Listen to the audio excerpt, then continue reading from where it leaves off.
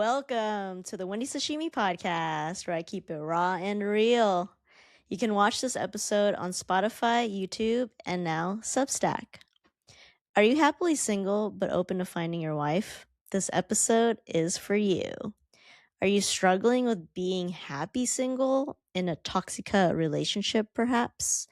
This episode is for you. I've been single for about 5 years now. Yeah, I know. Kind of crazy, but honestly, I'm pretty happy single. I feel like my lifestyle is very independent. Not saying you can't be in a relationship, but my personality, I like to do a lot of things alone, and I just wish people like their own company more instead of being in those toxic relationships and being so afraid of being alone.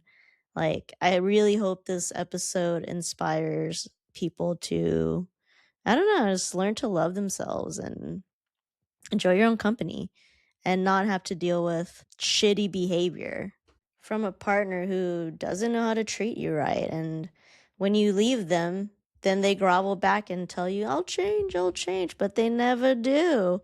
Or maybe they do for a little bit, they trick you, and then the cycle begins again.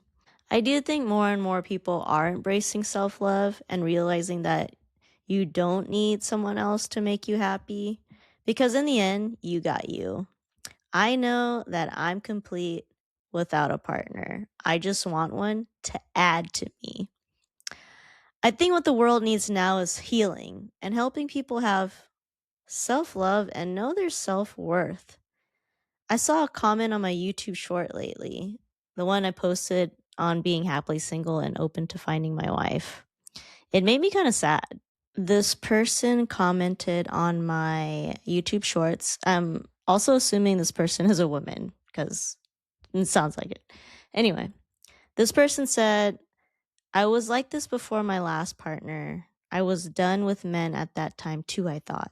For the first time ever, I don't feel happily single at all being single right now. He blindsided me a couple months ago after we just have been discussing getting married, suddenly left, and now I feel like half a person. I never been with someone for 5 long years before. I wasted the rest of my 20s with him.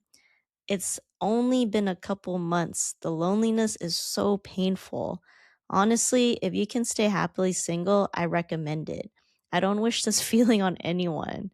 I need someone, but I'm far from ready for someone. Thank you for reading. Best of luck to you. I mean, I wish this person a lot of healing and thank you for being vulnerable. But men ain't shit, okay? Let's get in it. Like, Klay Thompson cheated on the baddest baddie of all time, Megan The Stallion.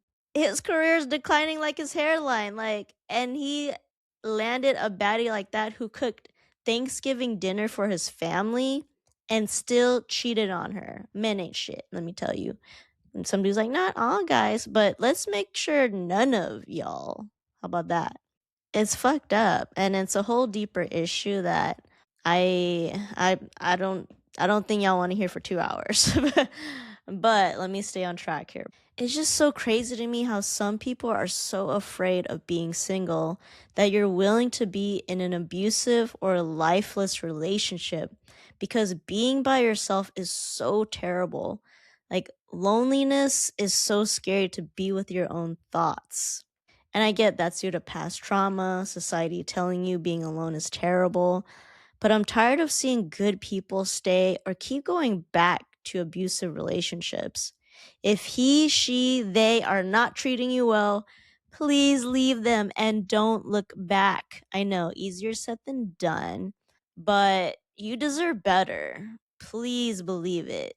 Choose yourself. And I hope in listening to this podcast episode, I help someone. For me, I don't think I've ever really felt the need to have a partner to feel fulfilled.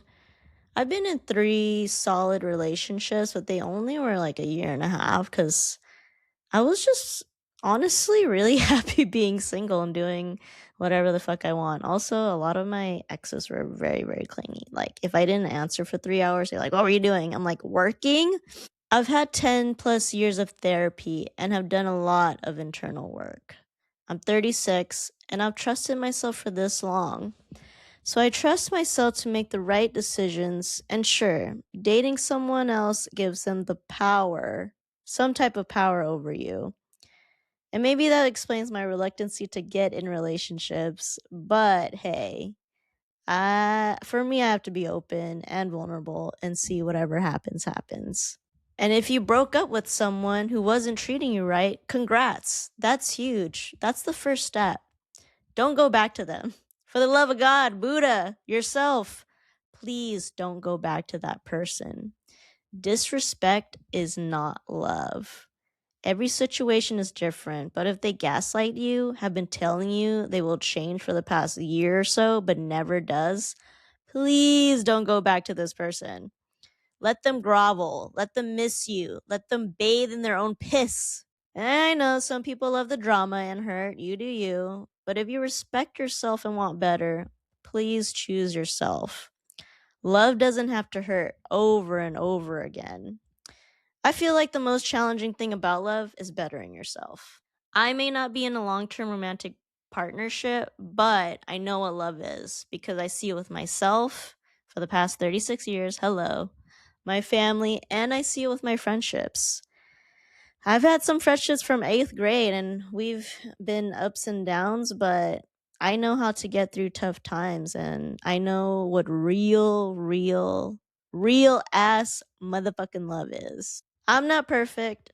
I was choosing emotionally unavailable people over and over again. Different person, same shit. And I kept hurting over and over again, questioning, why didn't they choose me? Why am I not enough? If I had a hotter body, made more money, gave them more stuff, paid for more meals, then would they choose me? Then recently I was like, why the fuck do I keep doing this to myself? I kept perpetuating this vicious cycle because I didn't know who I was without dating someone. I constantly seeked validation from someone else. I wanted to date to feel less lonely, so I'd settle for anyone hot who gave me attention. And let me tell you, there is no shortage of hot people, but that shouldn't be an excuse for them to mistreat you. And I've been doing much better, but shit's hard, I admit. And when I find myself about to enter this type of situation again, I pause. I recognize this pattern, then I pep talk myself up. Wendy, you deserve so much better. Stop repeating mistakes. Learn the fucking lesson. You are a badass who loves and respects yourself. You do not have to prove yourself. You're lovable just the way you are. Whew, damn, that hit. I know dating is hard, but please believe that there's someone else out there who will treat you better. Shoot, treat yourself better. I saw a quote and it really hit. How others treat you is a reflection of their own character, emotional capacity, and perception, whereas how you treat yourself dictates your self-worth and sets boundaries for what you will accept. When you honor, respect, and care for yourself, you set the standard for how others should treat you, rather than accepting treatment based on their limitations. You are lovable just the way you are. Please don't settle for someone who doesn't treat you well. You deserve so much more. Please believe it. I'm happily single, but open to finding my wife. I trust the universe and the process. I know she's getting closer. Thank y'all so much for listening. Follow, rate me 5 stars, share this with someone who you think needs to hear this. I'll see you in the next one. Peace, easies. Wendy Sashimi.